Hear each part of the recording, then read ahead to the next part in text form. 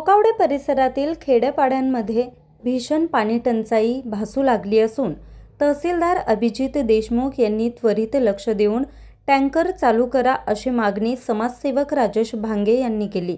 तहसीलदार यांनी तालुक्यातील ग्रामपंचायत यांना आदेश देऊन नाक्यावर पिण्याच्या पाण्याची सोय करून द्यावी। टोकावडे गावात कधीच पाणी टंचाई निर्माण होत नव्हती, मात्र उन्हाचा पारा इतका वाढला असून जमिनीची पातळी खोल गेली आहे। गावातील सर्व बोरिंग आटल्या आहेत। आजूबाजूच्या गावांना पाणी नसल्यानं महिलांना भटकंती करावी लागते। ही गंभीर समस्या तहसीलदार यांनी घेऊन लगेच टँकर चालू करून लोकांना पाणी द्यावं अशी मागणी राजेश भांगे यांनी केली आहे। जून महिना अजून लांब असून लोकांना पाणी टंचाईला सामोरं जावं लागतंय।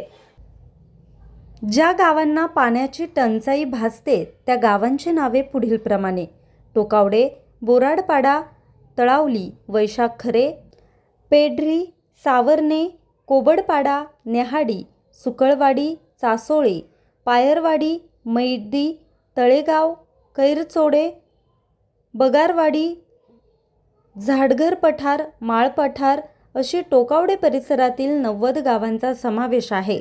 तसेच वन्य प्राणी यांना पिण्यासाठी मुरबाड ते माळशेज पर्यंत जागोजागी पाण्याचे ड्रम लावण्यात यावे। वन्य प्राणी यांचा आशीर्वाद शासनानं घ्यावा अशी मागणी जोर धरू लागली आहे। न्यूज रिपोर्टर राजेश भांगे, आज 24 तास, ठाणे।